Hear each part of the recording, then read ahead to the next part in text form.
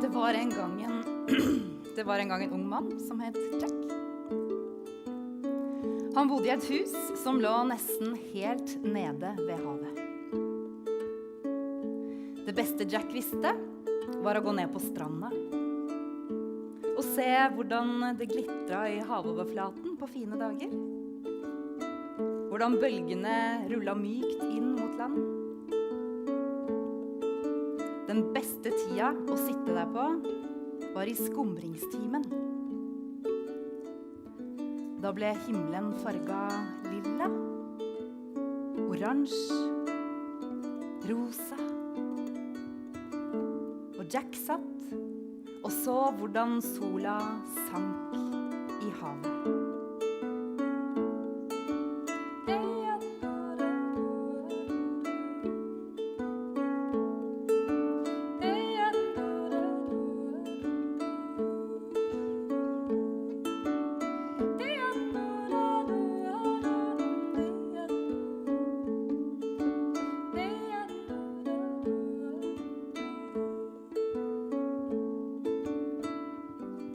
En varm sommerdag gikk Jack ned på stranda slik han pleide. Bare beint. Varm sand mellom tærne. Bris mot kinnet. Noen kaier hekka langs strandkanten og...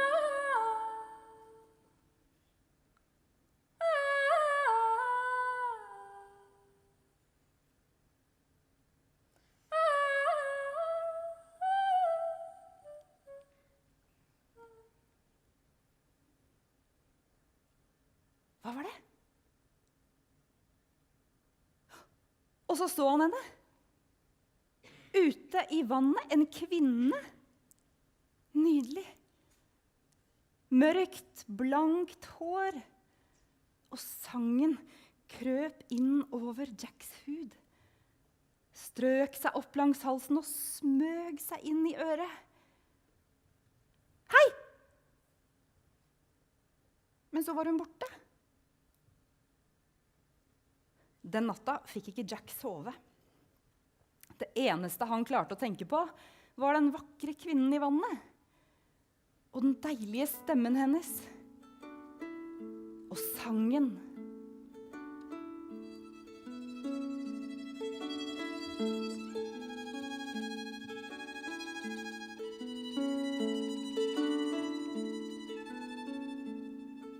Han gikk ned på stranda.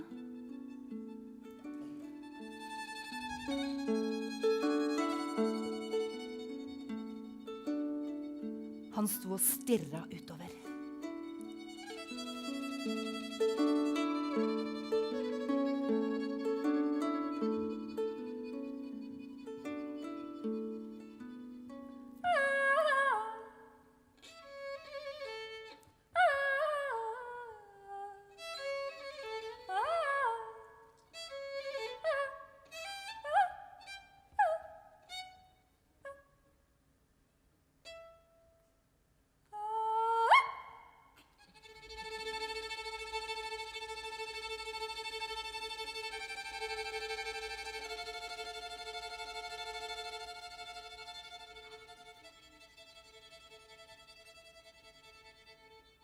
Og så var hun borte igjen. Men det siste Jack så, var halen hennes. Tror dere Jack fikk sove denne natta? Han hadde jo sett en... Få høre! Havfrue! Og når han la seg, så kjente han at det begynte å boble. Fra tærne og ut i fingertuppene. Og han skjønte at han var forelsket. Og når han sto opp morgenen etterpå, så visste han hva han ville. Han gikk rett ned på kjøkkenet til mamma og sa, «Mamma, jeg er forelsket! Hjertet mitt holder på å sprekke! Jeg vil gifte meg!» Det er bare at nå er en havfrue, så jeg er nødt til å fange det før jeg kan få gjort det. Har du noen tips? Da så mamma lenge på Jack og sa... Nei, Der var det ingen hjelp å få. Så han gikk bare til noen han visste alltid hadde noe å si. Så han gikk over gata til bestemor sitt hus. Og der satt hun foran peisen og strikket på en genser som aldri ble ferdig. Og han sa, «Bestemor, jeg er forelsket, hjertet mitt holder på å sprekke, jeg vil gifte meg!» Det er bare til hun er en havfru, så jeg må fange henne før jeg kan få gjort det. Har du noen tips? Da sa bestemor,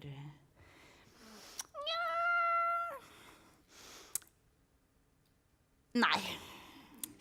Men det kan hende det er en som har et tips. Du må gå til blinde Rory.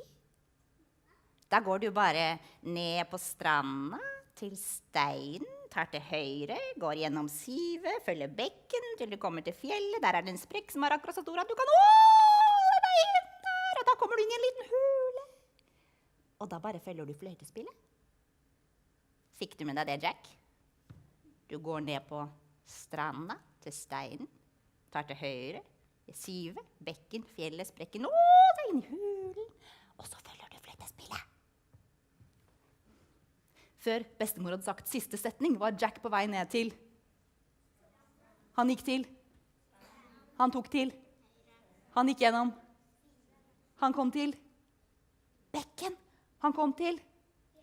Og der var den som han kunne åle seg inn i, og da var han inne i en hule.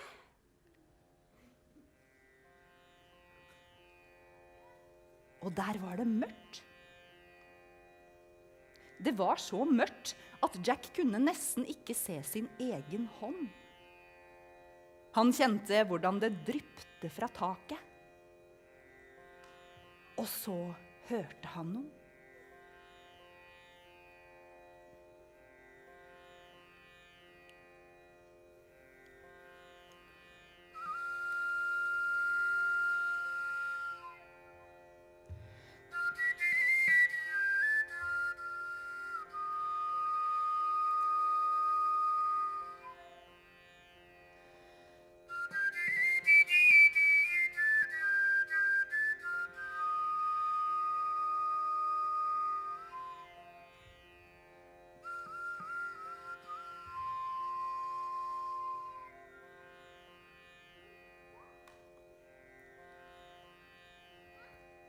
Der inne var det et bål.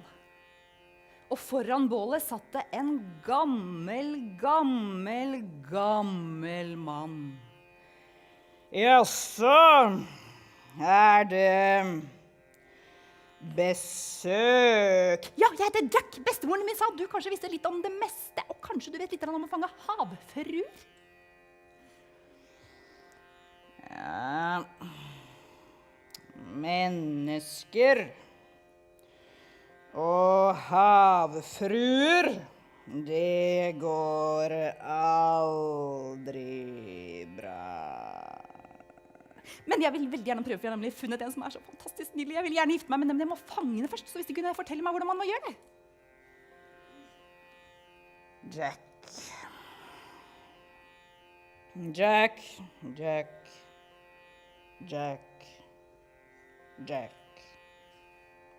Jack.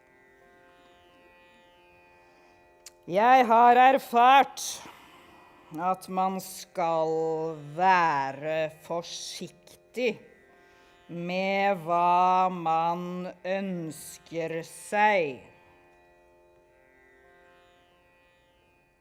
La meg fortelle deg en historie.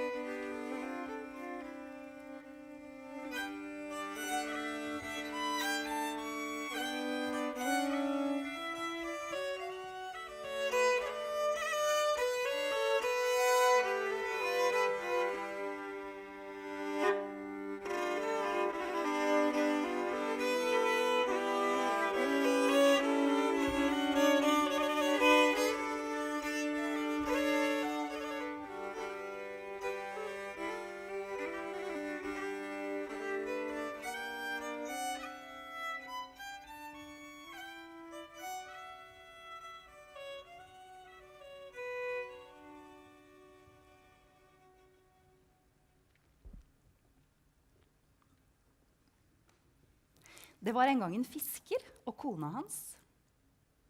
De var så fattige at de måtte bo i en grøft. Men fiskeren hadde et fiskesnøre, og hver dag gikk han ned til stranda og prøvde å fange fisk. En dag han satt sånn, så han at havet var helt klart. Ja, det var så klart at han kunne se nesten helt ned i... Og der fikk han noe. Han dro opp ei flyndre. Og akkurat når han skulle til å slå hodet til flyndra mot en stein, så hørte han, «Nei, ikke drep meg!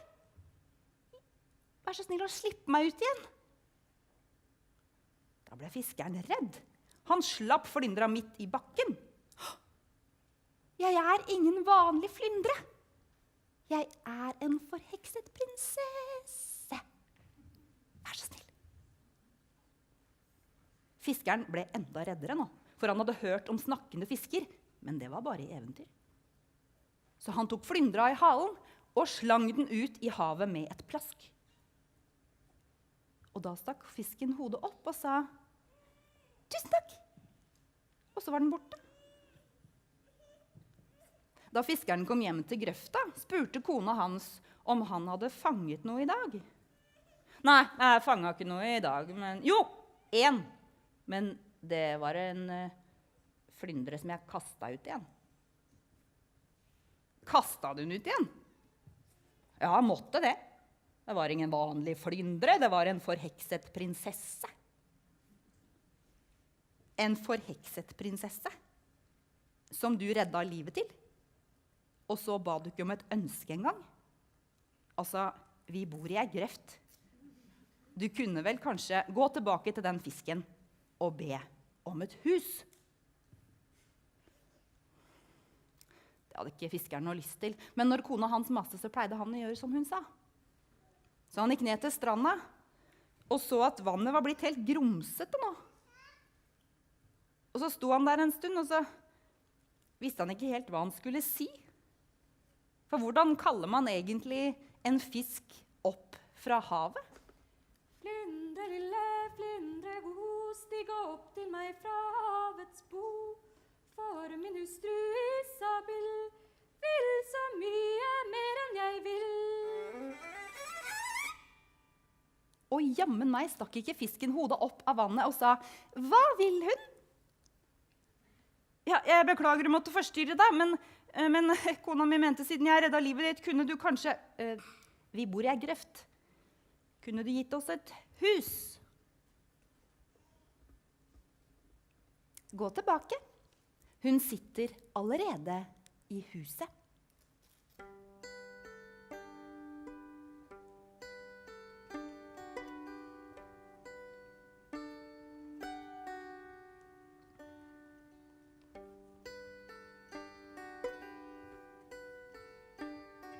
Så gikk mannen tilbake til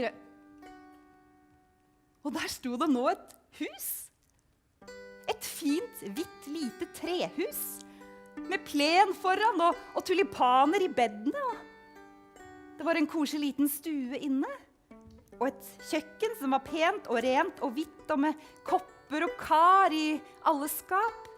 Og inn på soverommet der satt kona hans på en seng og strøk på teppene. Jeg hadde aldri trodd det, at jeg skulle få sove i en så myk seng. Så gikk de sammen ut i bakgården, og der var det høner som trippet inn og ut av hønsehuset, og en ku, og til og med en geit. Og en grønnsakshage, med tomater og gulrøtter og erter.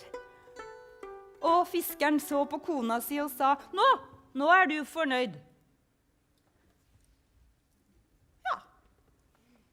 Jeg er fornøyd. Og så spiste de ferske egg til frokost, og drakk melk fra kua, og lagde middager med nydelige grønnsaker, og så levde de der, og var fornøyd. I 7 dager. Du, jeg har tenkt litt. Jeg synes vi har litt liten plass. Jeg kunne egentlig tenke meg litt større rom, litt høyere under taket, liksom. Kan ikke du gå tilbake til fisken og be den om et slott? Fiskeren ville ikke det, men kona maste, så han gjorde som hun sa. Og vel ned på stranda så han at havet var blitt helt svart nå. Hvordan var det igjen? Flyndre, lille flyndre god, stig opp til meg fra havets bo. For min hustru Isabel vil så mye mer enn jeg vil. Hva vil hun? Jeg beklager å måtte forstyrre deg igjen. Huset er veldig fint. Men kona mi vil ha et slott. Gå tilbake. Hun sitter allerede i slottet. Da mannen kom tilbake til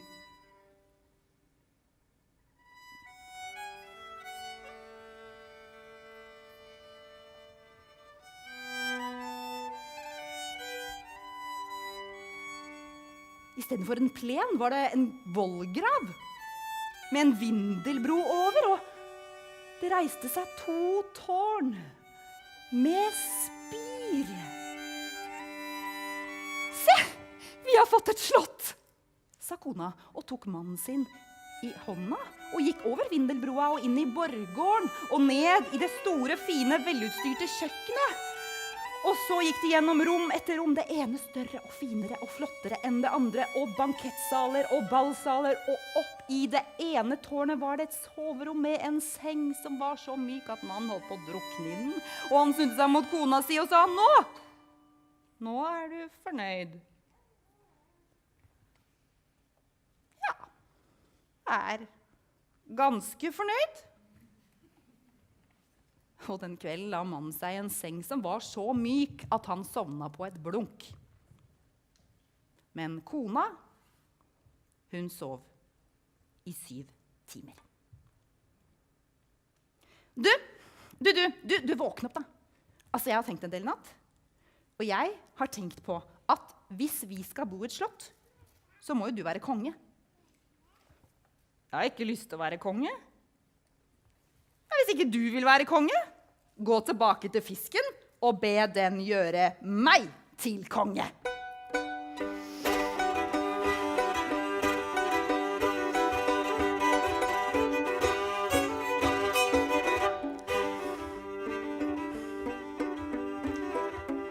Flyndre, lille flyndre god. Hva vil hun nå? Hun vil være konge. Hun er allerede konge.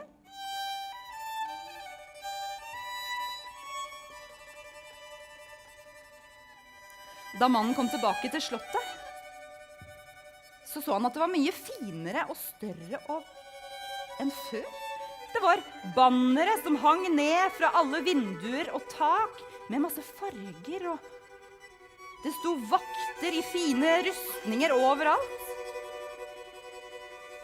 Og inne i den største ballsalen så han at det sto et orkester som spilte opp til dans.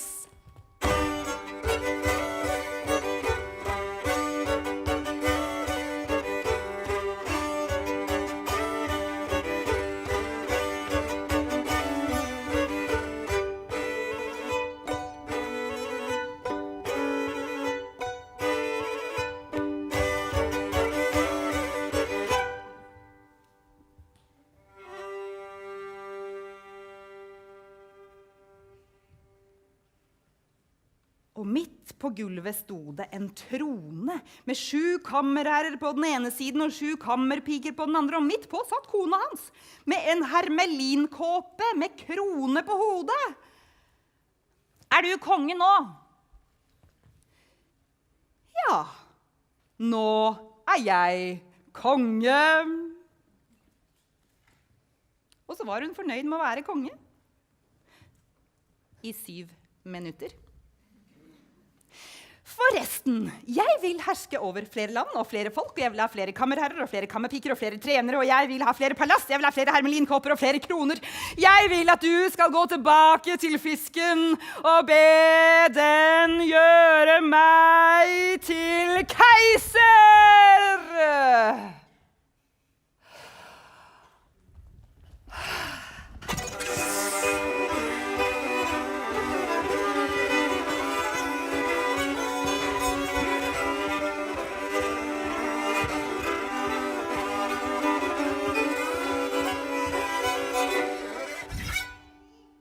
Keiser.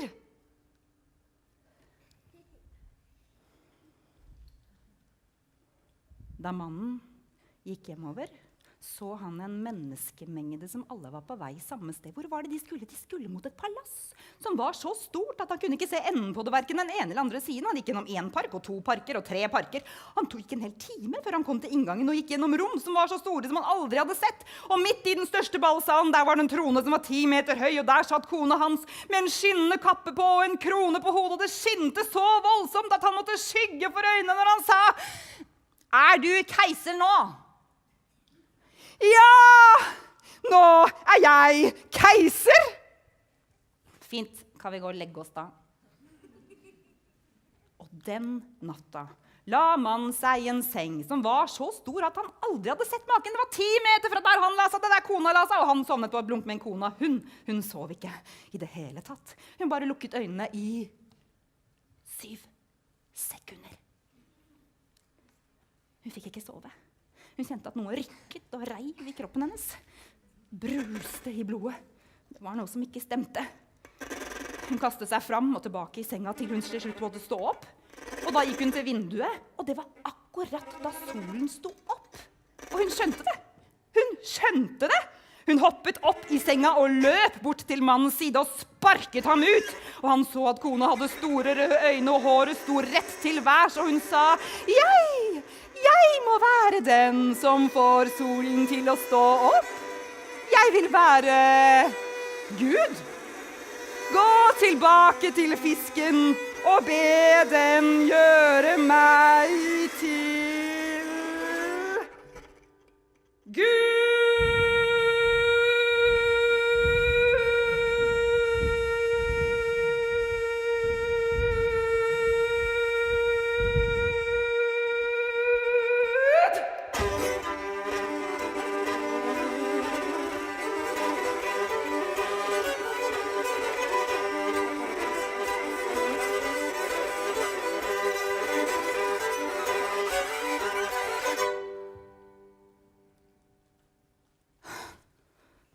Nå vil hun være Gud nå.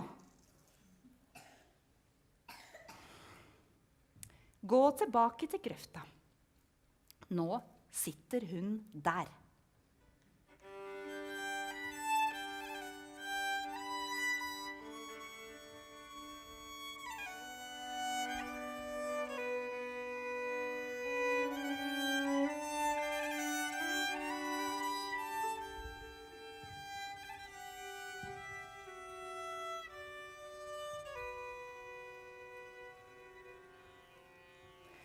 Tilbake i hulen knitret det i bålet.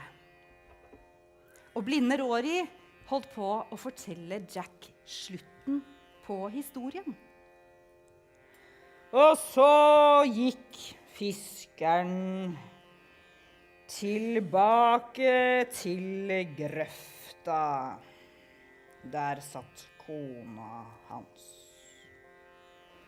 Og han smilte forsiktig. Det var en kjempefin historie, men jeg kunne ikke høre et eneste sted i den historien hvor du snakket om hvordan man fanger en havfrue.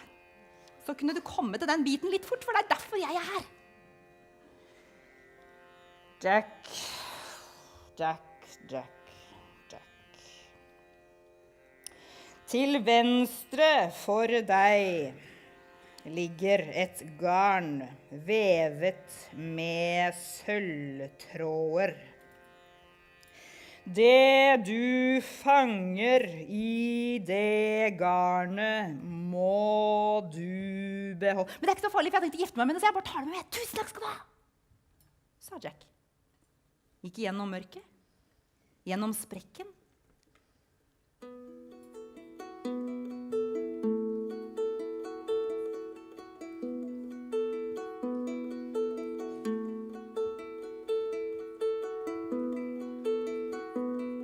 Bølgene rullet mykt inn mot land.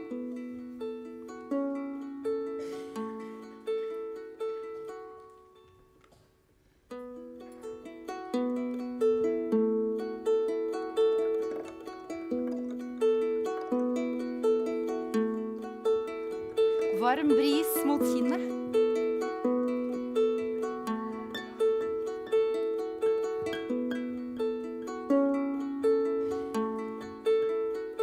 Himmelen ble rosa, lilla, oransje.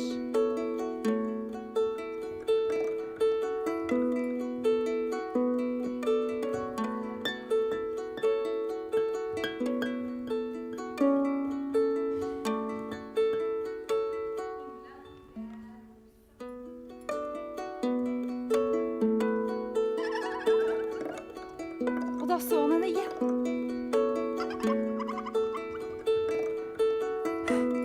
Nydeligere enn hun var før. Og nå kom hun så nærme. Han kunne se øynene hennes. Isblå.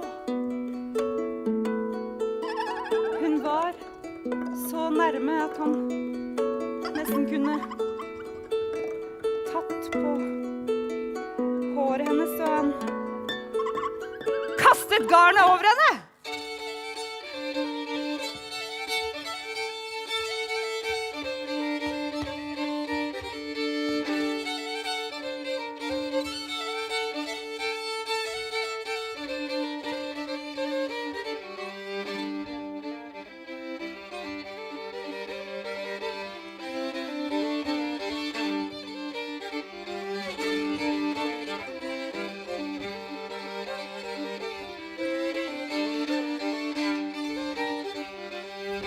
Jack slang henne over skulderen og løp rett hjem. Han kastet henne på gulvet når han kom inn i over dørkarmen. Og så ropte han, «Mamma, se hva jeg fikk til!» Akkurat da kom moren hans og sa, «Hva?» Og det synes Jack var en veldig rar reaksjon. Han hadde jo akkurat tatt med seg en havfru.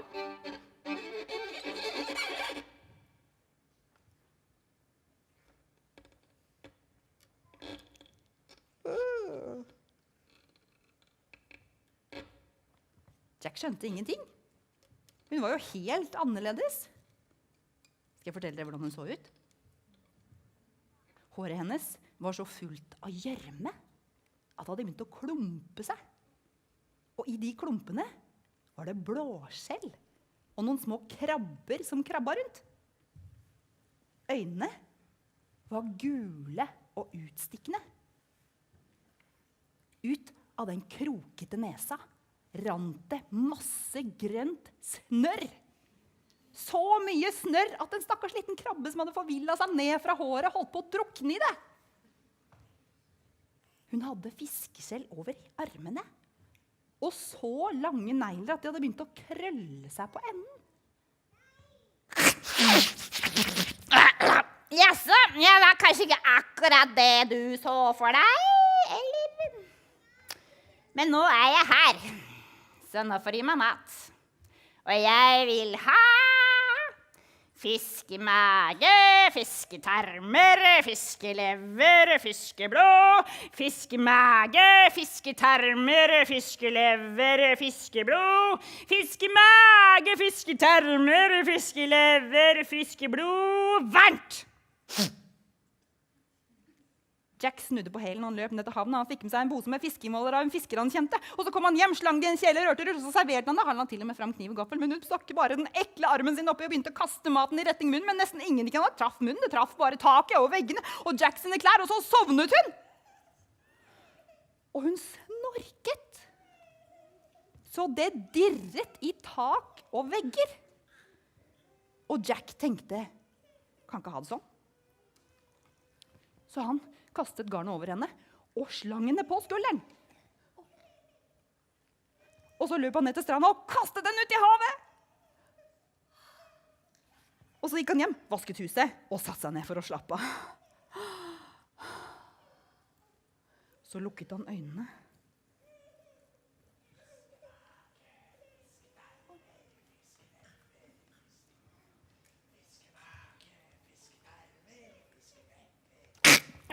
Ja, altså, trodde du det var så lett?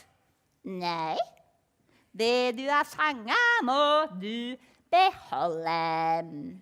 Jeg begynner å bli litt sulten igjen nå. Jack snudde på hælen, han løp ned til han fikk med seg posen med fiskemåler, han fisket en kjent, og så kom han hjem, kastet en kjele og rørte rundt. Han la ikke fram kniv og gaffel denne gangen, for han visste at du bare kom til å stikke de ekle armene sine opp i og begynte å kaste mat i retning i munnen, men nesten ingenting hadde traff munnen. Det traff bare taket og veggene, og Jackson klær, og så sovnet hun igjen. Og denne gangen prompet hun og rapte, i tillegg til å snorke. Og Jack tenkte, jeg må prøve en gang til.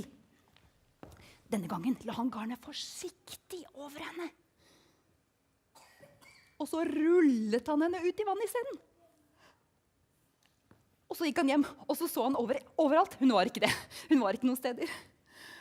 Fiskemage, fisketarmer, fiskelever, fiskeblod. Fiskemage, fisketarmer, fiskelever, fiskeblod. Ja, altså, har du ikke skjønt hvordan det fungerer? Du blir ikke kvitt meg. Jeg vil ha mer mat! Og Jack gikk ned på havna. Han fikk en pose med fiskemåler. Han rørte rundt, men som vanlig så var det tak og vegger og klærne. Det var fiskelever overalt. Til slutt tenkte han, jeg må gjøre et siste forsøk. Han gikk ned på stranda og kastet henne uti med all den kraften han kunne mønstre. Så var det over. Og han kunne gå hjem og vaske huset. Og så satt han seg i en stol og skulle slappe av. Og endelig nyte stillheten. Fiskemage, fisketarmer, fiskelever, fiskeblod. Fiskemage, fisketarmer, fiskelever, fiskeblod. Fiskemage, fisketarmer, fiskelever, fiskeblod. Hallo! Jack løp. Han måtte ut, vekk, bort fra dette sjøuhyret som hadde bestemt seg for å bo på kjøkkenet hans. Og han visste hvor han måtte gå. Han måtte gå til blinde Rory. Og da gikk han bare ned på stranda. Han kom til. Han tok til. Han gikk gjennom. Han gikk, fulgte. Så kom han til. Og da gikk han gjennom. Og så kom han inn i hulen.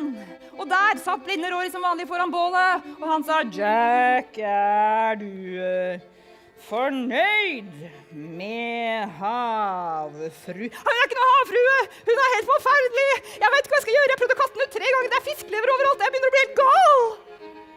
Ja, det du fanger i det garnet må du beholde. Det går dessverre ikke. Jeg kan ikke. Du er nødt til å hjelpe meg. Da er det bare én ting igjen å gjøre. Klipp håret hennes. Lag et tau. Bind henne og kast henne ut. Jack løp hjem det forteste han kunne. Han måtte bane seg gjennom fiskelever og så på det forferdelige ekle greiene som lå og sov der, men han fant en saks. Han klippet av håret hennes. Han begynte å lage et tau av det. Han skulle akkurat til å binde hendene hennes bak på ryggen da hun våknet og sa, «Hva er det du driver med?» Og da slang han henne over skulderen og løp ned på stranda. Og så gjorde han seg klar. Han løftet henne opp. Og så!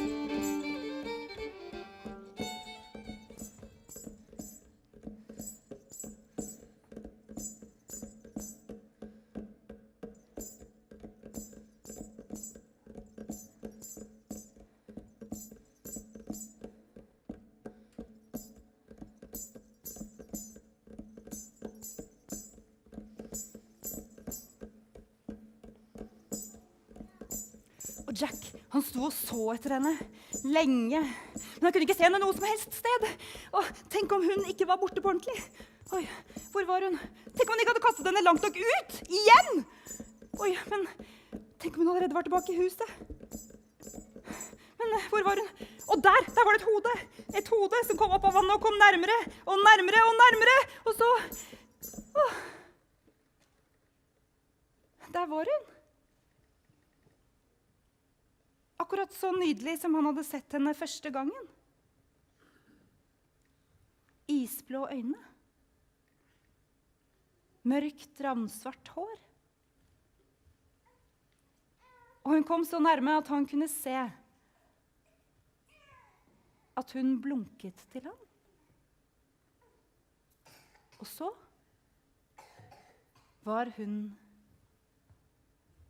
borte.